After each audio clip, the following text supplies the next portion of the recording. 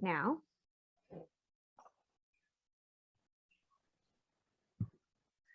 Hi, everyone. Thanks for joining us.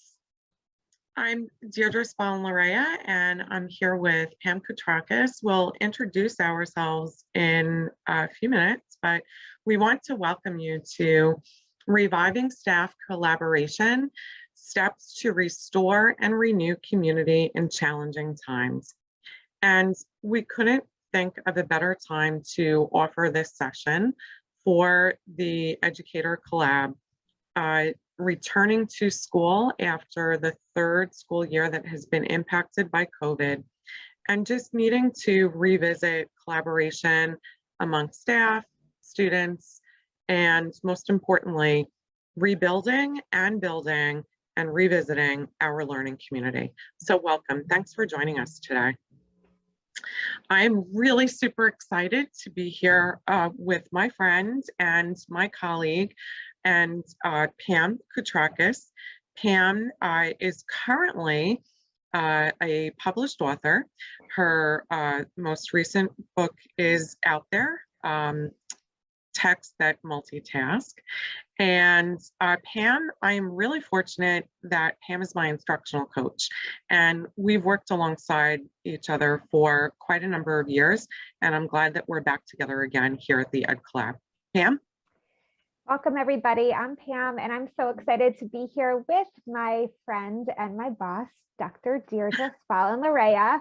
And as she said, we've had the opportunity to work together for many, many years in many different capacities. And I'm always so appreciative to Deirdre. I think that she had faith in me and saw something in me that I definitely didn't see in myself. And she's only nurtured me and mentored me and helped me grow and expand my repertoire for the last, I think, about 17, 18 years-ish at this point, Deirdre. So I'm very grateful to be a member of a school community where Deirdre is a building leader, and we're really looking forward to be able to share a little bit of our experience. Anyone who knows Deirdre knows that she's about supporting staff, supporting students, supporting caregivers. And it's an honor to be able to share some of this experience with you today, Deirdre. So let's go ahead and get started. We have this image, and Deirdre and I are going to try this together first. And then we're going to invite you to just pause and ponder some ideas on your own for just a minute. We're going to ask you to see, to think, and to wonder. And this is a Project Zero thinking routine. And essentially, we're just starting with some quick observations.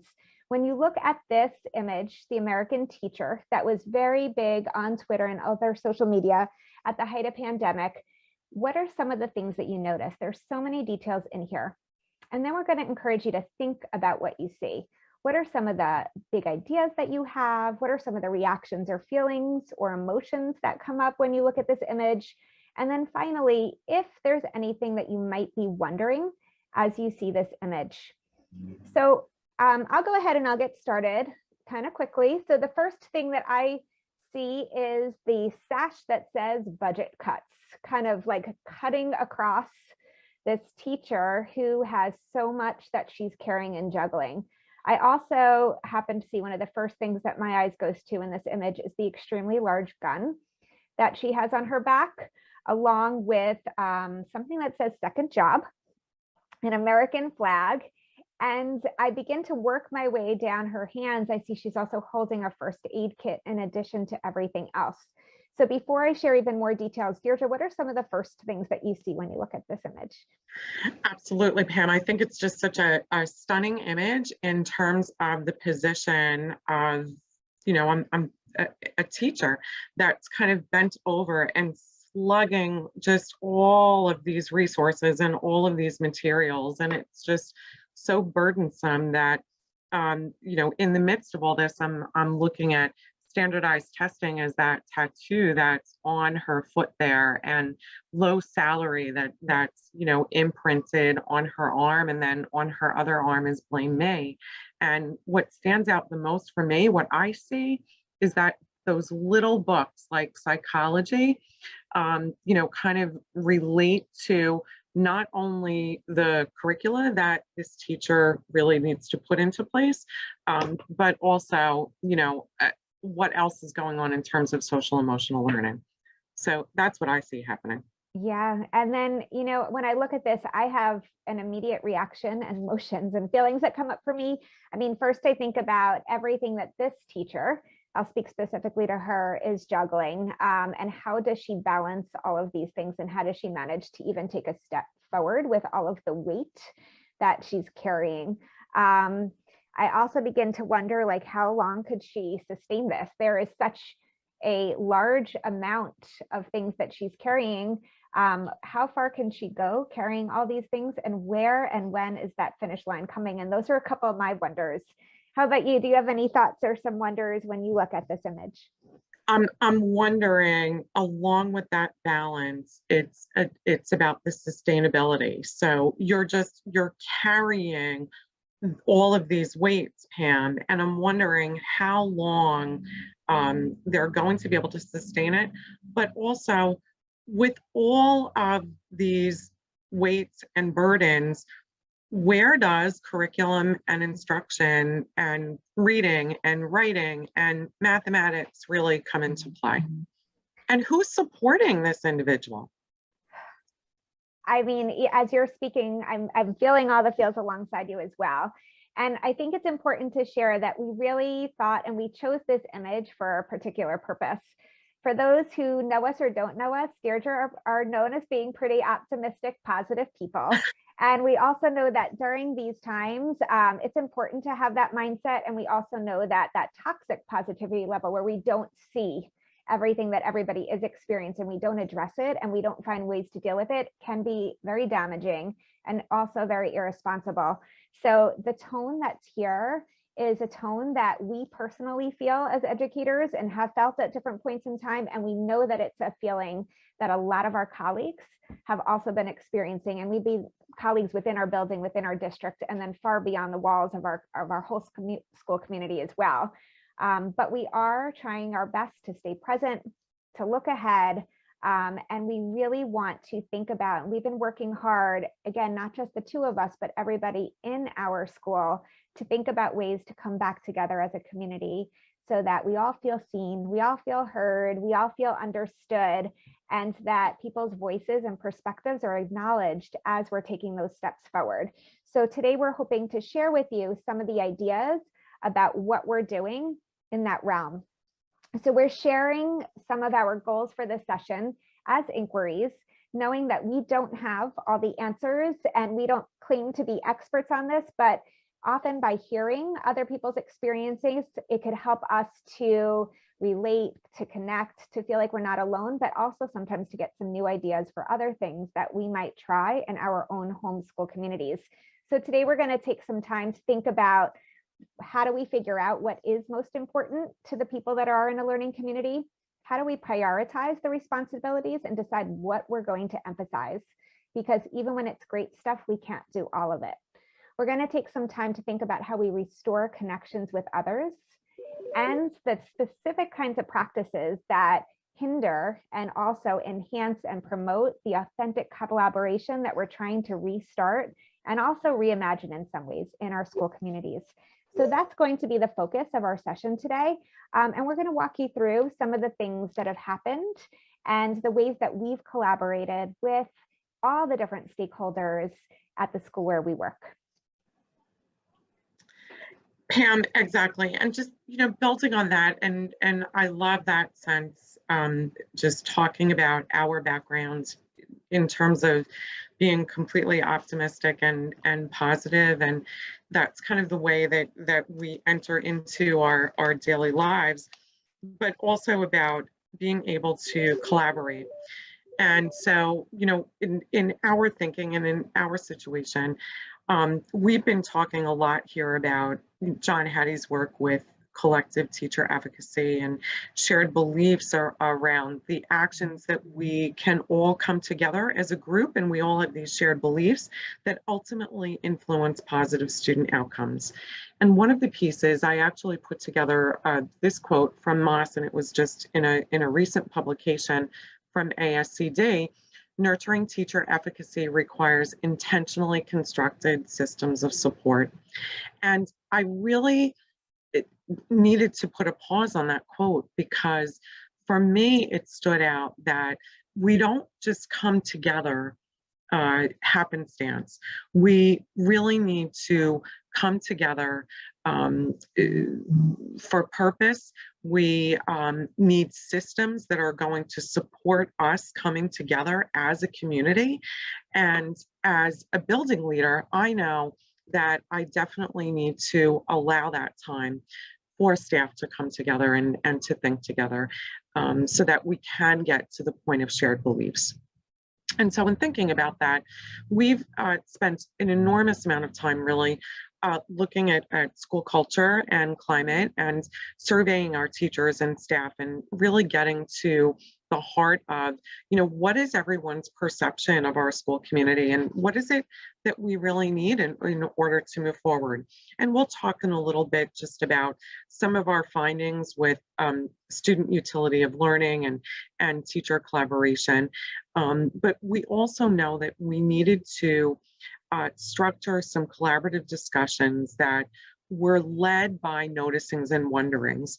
And I love this piece because we didn't just want to give information to our staff members. We really wanted them to notice, if they were looking at a piece of work or if they were, doing an observation or they were looking at an artifact, we wanted them to have the opportunity to just emerge and have this organic thinking behind what was happening, and then to really give opportunity to go through some inquiry in terms of wonderings so that we could collectively make some decisions together, which brings me to the next piece. In terms of a process for collaborative decision making, we know that we needed to start working with protocols when we came together for having these collaborative discussions so that we were indeed not just going through the noticings and wonderings, but really mapping out some actionable next steps. And that was really the important piece for us moving forward as a school, that we know that we needed some actionable steps to move forward. And of course, this being the third school year being impacted by COVID, we knew that we needed to prioritize social emotional learning, not just for our students, but also for our staff members and anyone that was working within our community. So we really thought, what were some of the practices that we needed to rethink, and what was really most important to us as a learning community as we return to school. And so we'd like to invite you at this point to really just think about, what's most important to you as you're returning to your learning community.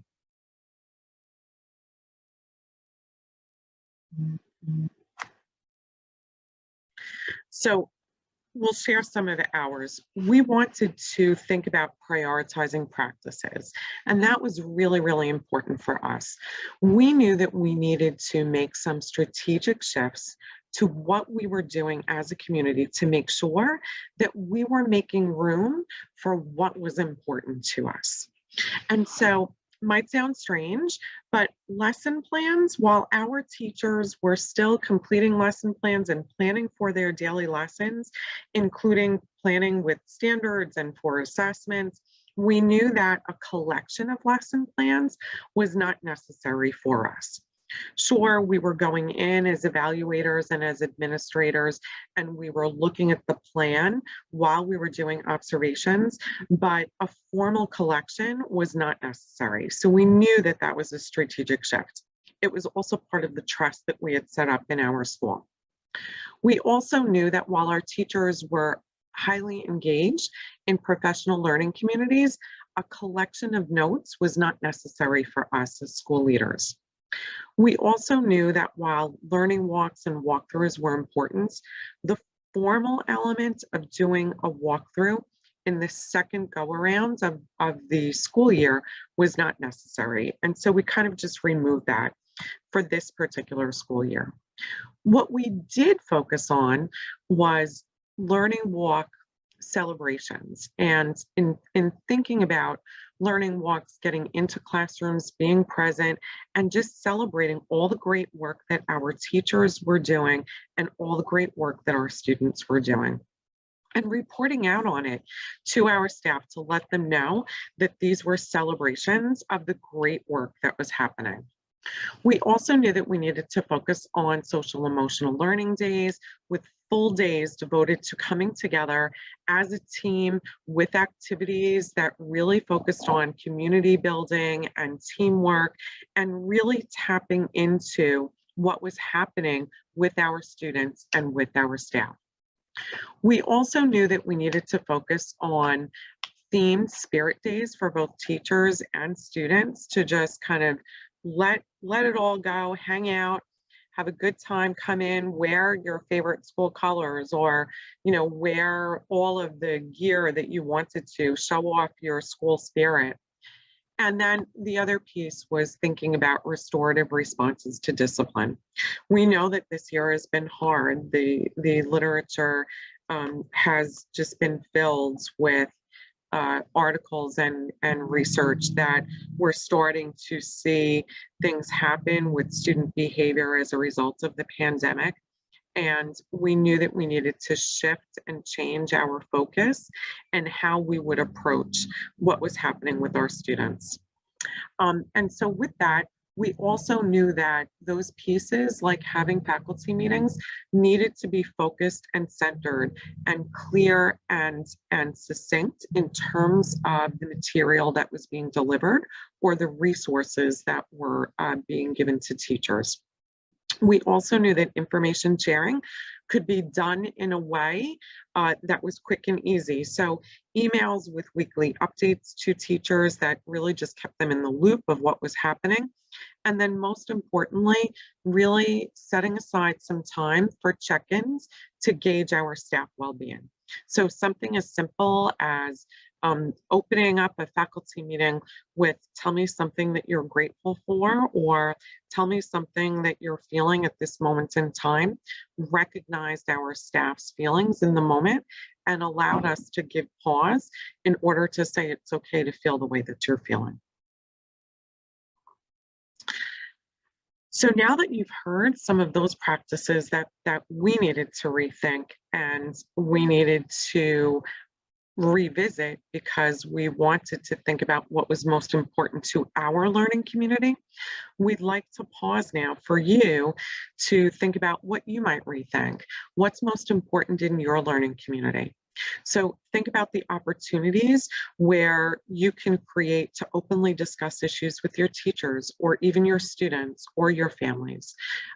Think about how you might be able to support teachers and staff in taking risks and trying out new ideas in their learning, because that certainly lends itself to a sense of efficacy for, I know for our staff, and I know in coming together, if we're taking risks, it's okay to take them and it's okay to take them together. And then the other piece is thinking about what some strategic shifts would be that will help you to prioritize practice. So think about removing those obstacles for teachers that can really help to support their professional growth, both individually and collectively. So we'd like to continue with talking a little bit about practices that we decided that we could continue, that were taking place in our school over the past number of years. And we knew that we wanted to continue these practices because it helped to contribute to our growth and our learning together. And that's what we're really focused on in this piece. So our big question was, how could we continue our growing and learning together? And so some of the examples that we had here are just listed. We were fortunate to have administrative interns that were working in our school that really helped to prioritize work that we were doing in the classrooms with teachers. So helping us to put together schedules, getting together with Pam, our instructional coach, and sharing their expertise or areas that they were curious about in Gab and Grow sessions, which were teacher-led, which was really important because it gave them an opportunity to showcase their learning and also help them to connect with other colleagues that had shared interests.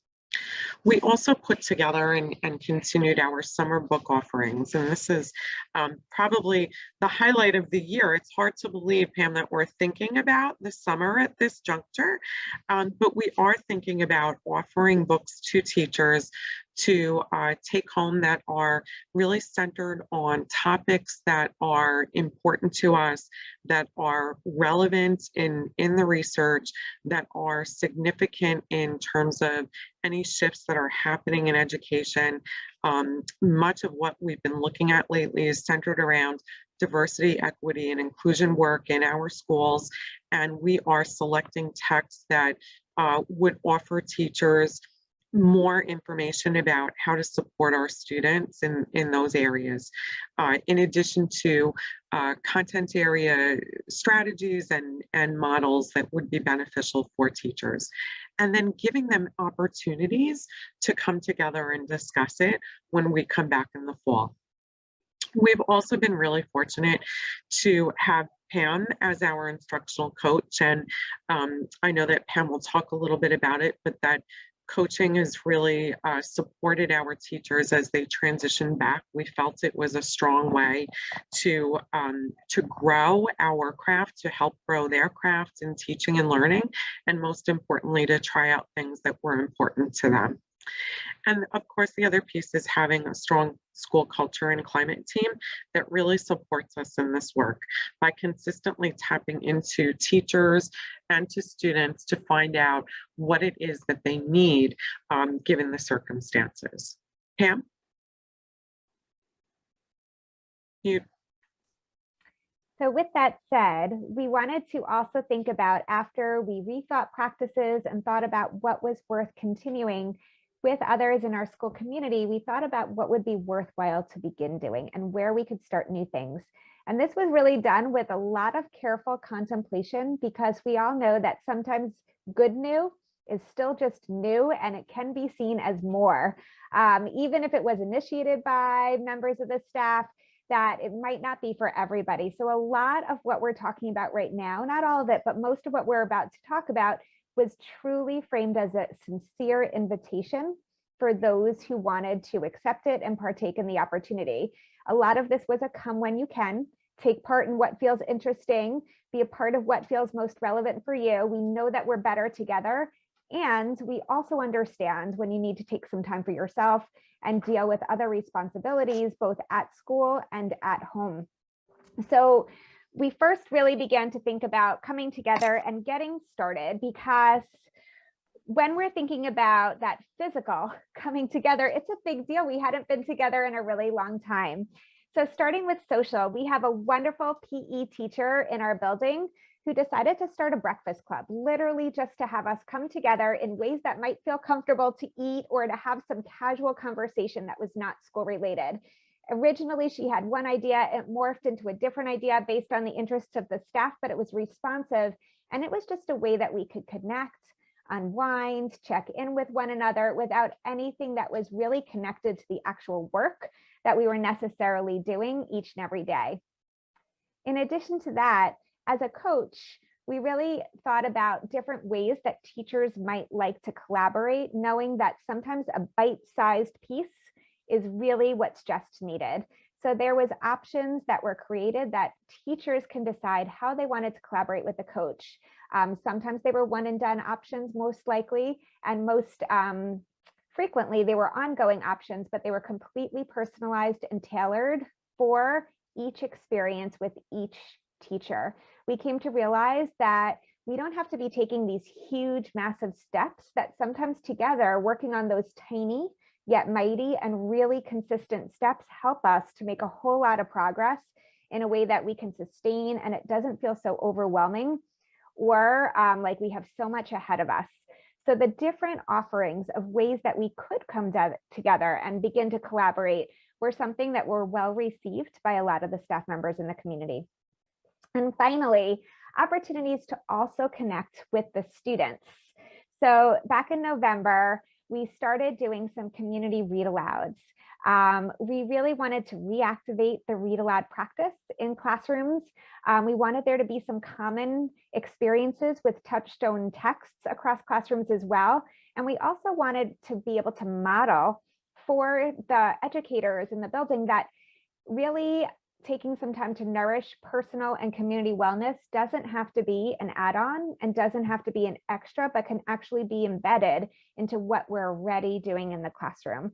So we can do really important work and really meaningful work that takes care of us, that takes care of students, that sustains and nurtures the community without even adding one extra minute onto instructional time. And with teachers, they also had that time where if I was coming in to do those read alouds, they can have a little bit of a pause in their day, a little bit of on their day. Very often teachers chose to partake and to be a part of the experience.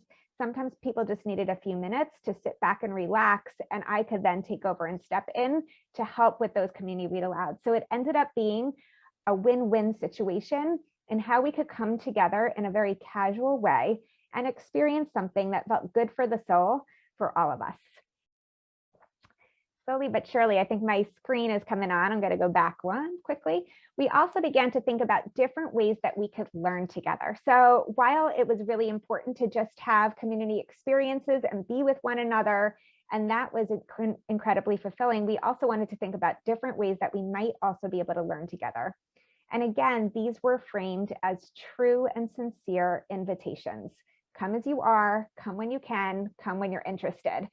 So one offering that we did was to start a podcast club, essentially the way that we might have a book club or a professional reading club, but we knew that some people were having a harder time sustaining attention and stamina with a book, or that life just felt so busy right now that we needed a different format.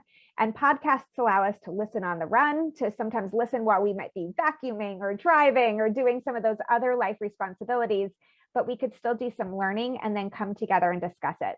So while there's many fabulous podcasts out there, this year we've been using the Leading Equity podcast that's hosted by Dr. Sheldon Akins, and it's been fabulous. In the very first session, we created some community agreements together. And one of my favorite ones was that we're trying things on, right? We are not committed to any idea, but we're seeing how things feel when we hear others' perspectives. We've committed to really thinking about ideas and discussing and commenting on ideas and not the people that are sharing those ideas. And we strive for nuanced thinking and not all or nothing. So we've really been zooming in on different parts of the topic, and we're willing to change and revise our agreements as we need to and as the podcast club develops. So that's been one really fabulous way that's new that we've been able to learn together this year. Deirdre also already mentioned the Gab and Grows, which are a practice that I was lucky enough to walk into as a new coach in the building this year. So Gab and Grows have been happening, and essentially they are optional, bite-sized PD sessions. They last about a half hour, and they're on different themed areas. So this year, one thing that's really changed and grown a little bit more is that not only are leadership, our coaches, doing Gab and Grows or defining what the Gab and Grows are going to be, but teachers are continuing to lead, but also sharing what they're most interested in talking about with others. So we have wide umbrella themed, and pretty much anything that a staff member feels that they want to share, has expertise in, that would be helpful to other members of the community, or even a curiosity that they have. They don't have to be the expert. So we can frame something as, here's something that I want to learn about. If anyone else in the building wants to get together and just talk about it and do some, inquiry together, or do some action research together, we're up for that too.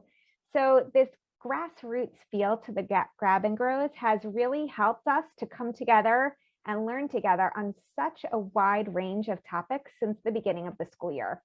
We've done them seasonally, so we have fall, winter, and spring Gab and Grows, and we have numerous different sessions that have taken place throughout the year that have been led by different community members. And it's been really fun to get to not just lead them, but attend and really stretch and grow and hear about all the fabulous insights, ideas, and experience of the other people in the building, because as teachers, we don't always get to go from place to place and see everything else that's happening.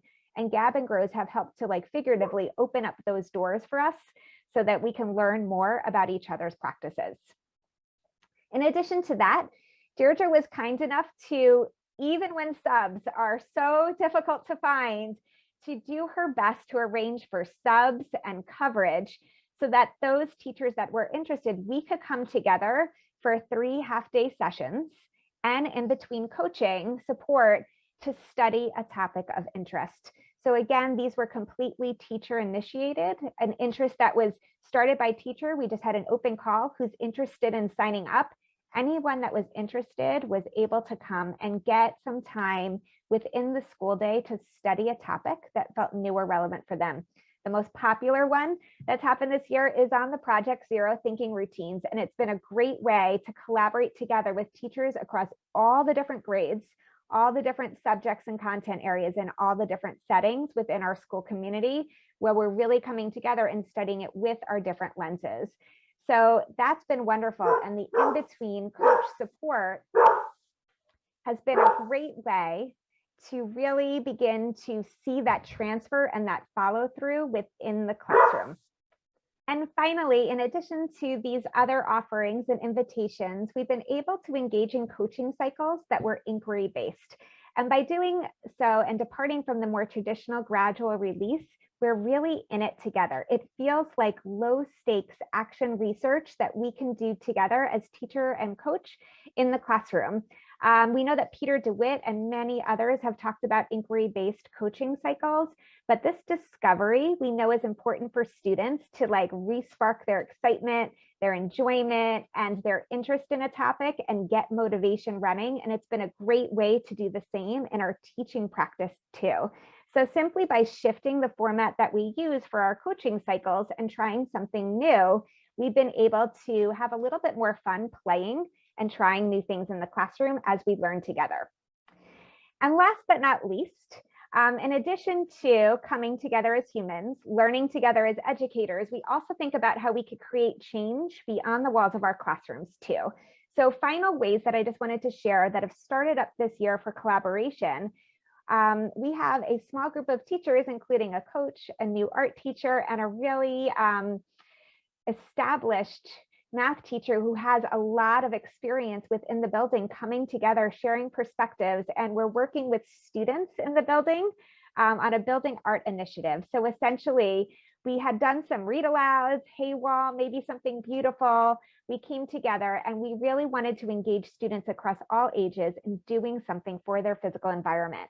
So we have these themes of language, lockers, and legacy. So throughout the walls of our building, kids are creating art that reflects what's interesting and relevant for them. A lot of these displays are becoming multilingual, so people see the language that they use represented everywhere that they go in the building. We have lockers that represent some favorite texts from all different authors so that people can see their favorite books by authors that they feel represent them well as they walk into our building.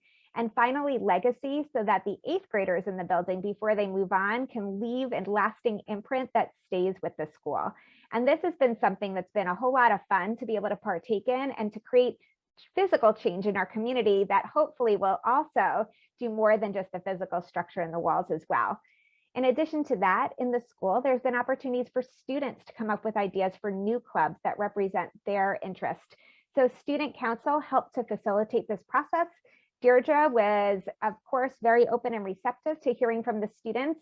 And we have 2 new clubs. We have a chess club and a business club that were proposed by students that are now happening in the building. So students, if they felt their interests weren't represented in a recreational way, now they are. And this has been a way to spur on a new process for that as well. And last but not least, something that's been really great is the opportunity to come together monthly as grade level teams and try out different protocols for talking about what we see is currently happening with students. Each time we come together, we use an asset-based lens. We focus on what students are doing, the strengths in place. We together generate ideas for next steps, and we begin to plan how that's going to look in our classroom.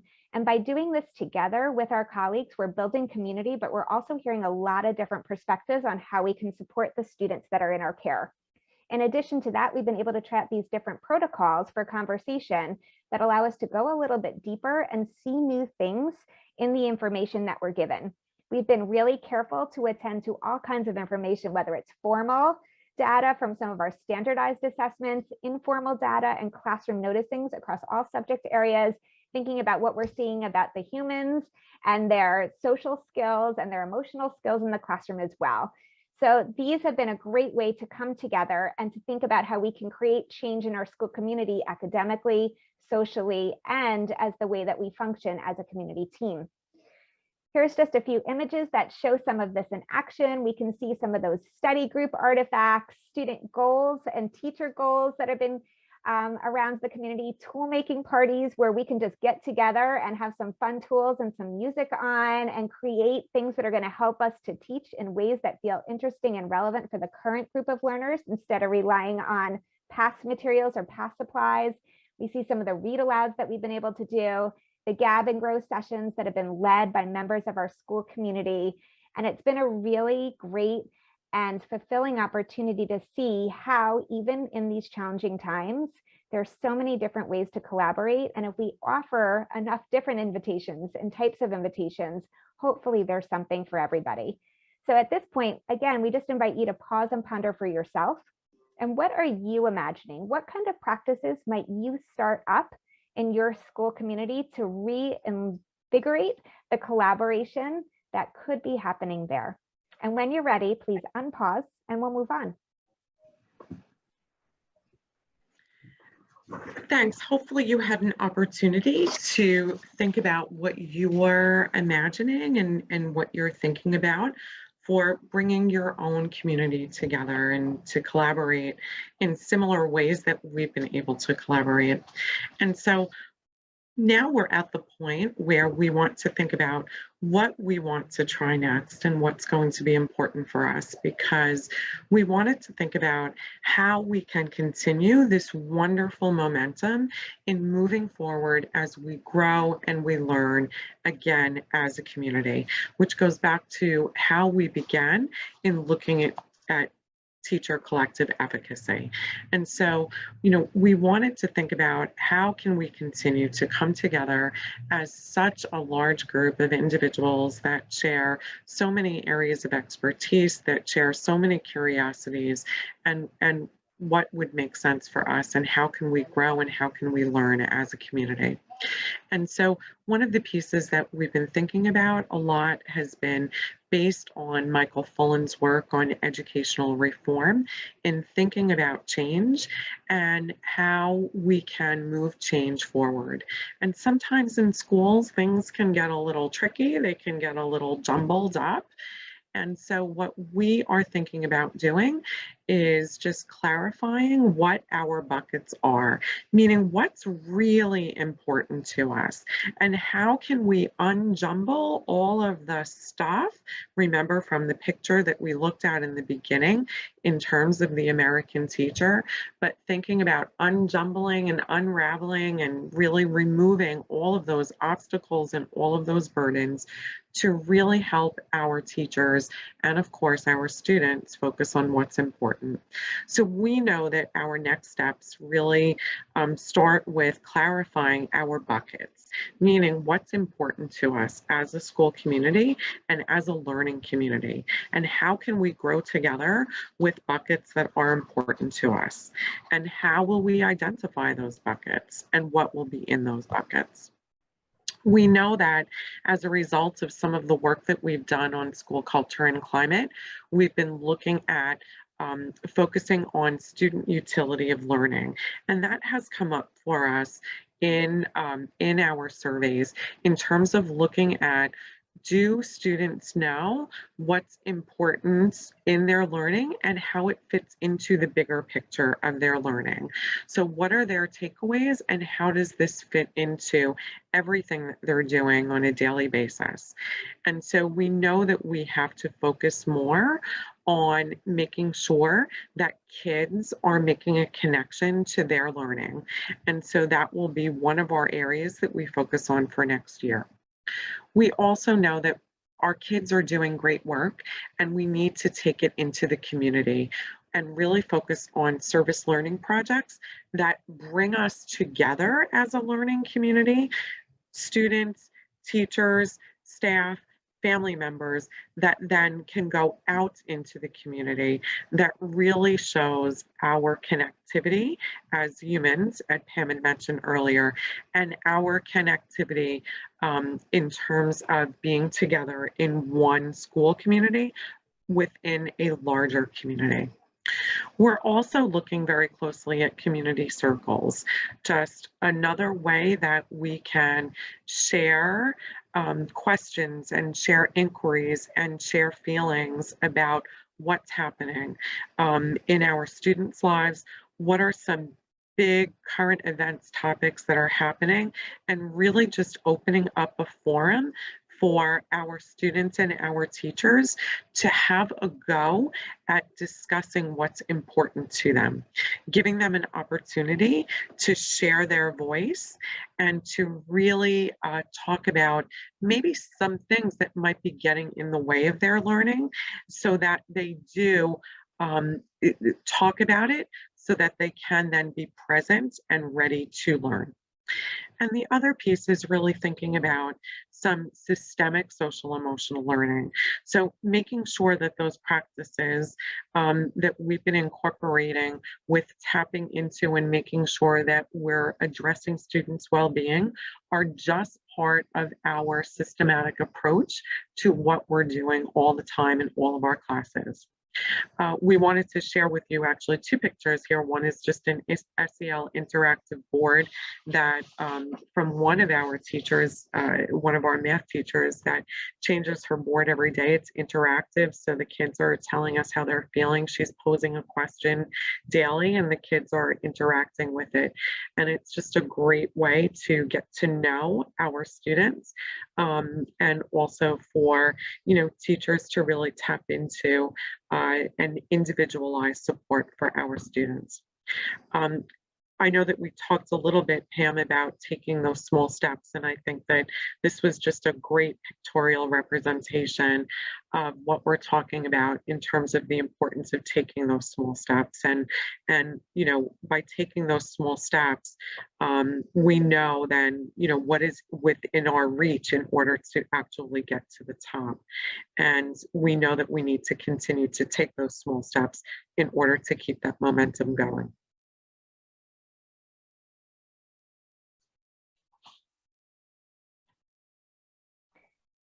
I'm putting up the session inquiries again today because over the last little bit, Deirdre and I shared just a few examples of the attempts and the actions that we've been taking that are the ways that we're aligning with our beliefs. We want to make sure that we don't just think things, but that we're acting on them. So I'm putting up these session inquiries one more time.